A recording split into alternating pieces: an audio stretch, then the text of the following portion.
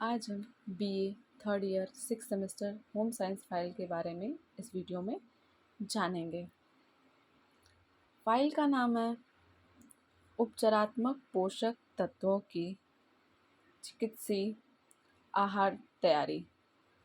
English में बोलते हैं therapeutic diets preparation and nutrient evolution.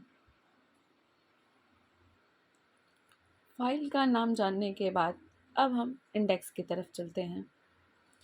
तो इंडेक्स में हमें 4 प्रयोग के बारे में जानना है जो लिखा गया है। चारों प्रयोग के बारे में जानेंगे और फाइल में हम लिखेंगे। तो पहला प्रयोग हमारा है ज्वर की स्थिति एवं संक्रमण में आहार। दूसरा प्रयोग है उपचारात्मक आहार सामान्य आहार का चिकित्सीय आहार में रूपांतरण। तीसरा प्रयोग है भार प्रबंधन और हमारा लास्ट प्रयोग है हृदय संबंधित रोग में उपचारात्मक आहार। तो जैसा कि हमने जाना कि हमारे पहले प्रयोग का नाम है ज्वर की स्थिति एवं संक्रमण में आहार। ये क्या है? हमारा पहला प्रयोग है जिसे इंग्लिश में क्या बोलते हैं? Diet during fever and infection. तो ज्वर किसे कहते हैं? सबसे पहले हम इसके बारे में लिखेंगे।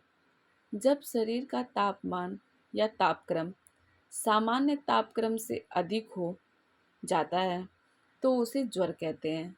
ठीक है। सामान्यतः एक स्वस्थ व्यक्ति का शरीर का तापक्रम 98.4 डिग्री फ़ारेनहाइट होती है। ठीक है, कितनी होती है? 98.4 डिग्री फ़ारेनहाइट होती है। जब तापक्रम इस तापक्रम से बढ़ता है 98.4 डिग्री फ़ारेनहाइट से तापक्रम क्या होता है? आगे बढ़ता है तो यह स्थिति क्या होती है? ज्वर कहलाती है। ज्वर वास्तव में कोई रोग नहीं है बल्कि कह सकते हैं कि किसी रोग का लक्षण अवश्य है। ठीक है।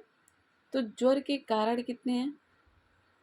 2 तरह से हमें ज्वर होता है, एक आंतरिक होता है, एक बाहरी होता है।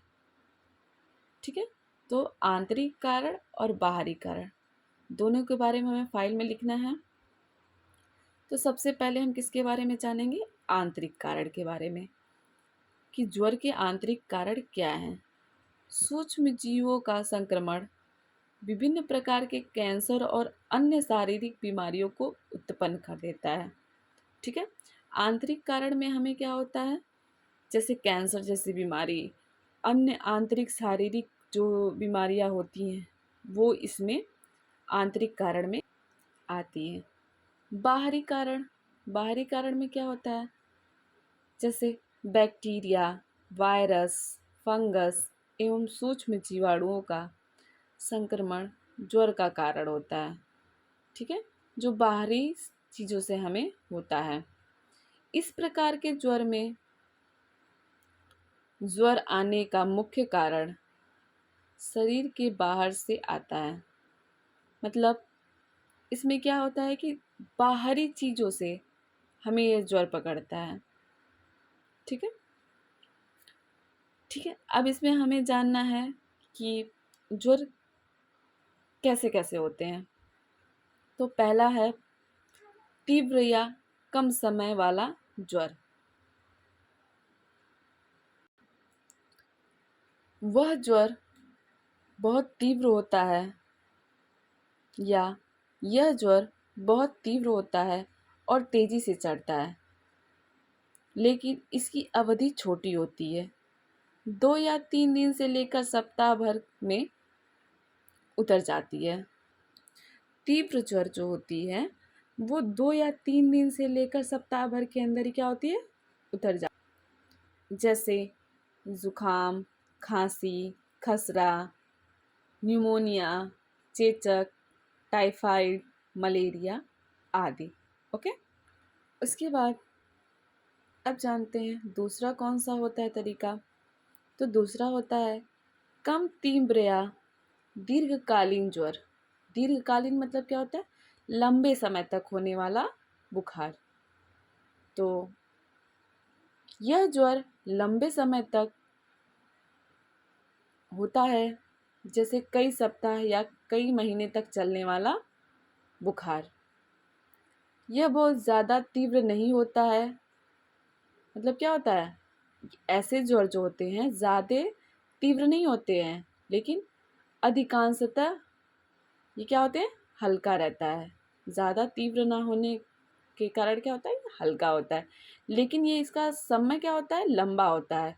ये लंबे अवधि तक चलता है। जैसे क्षय रोग, क्षय रोग में टाइफाइड, पोलियो माइलाइसिस में। ओके। ज्वर के समय आहार की व्यवस्था कैसी होनी चाहिए? तीव्र ज्वर की अवस्था में तरल आहार देना उपयुक्त रहता है।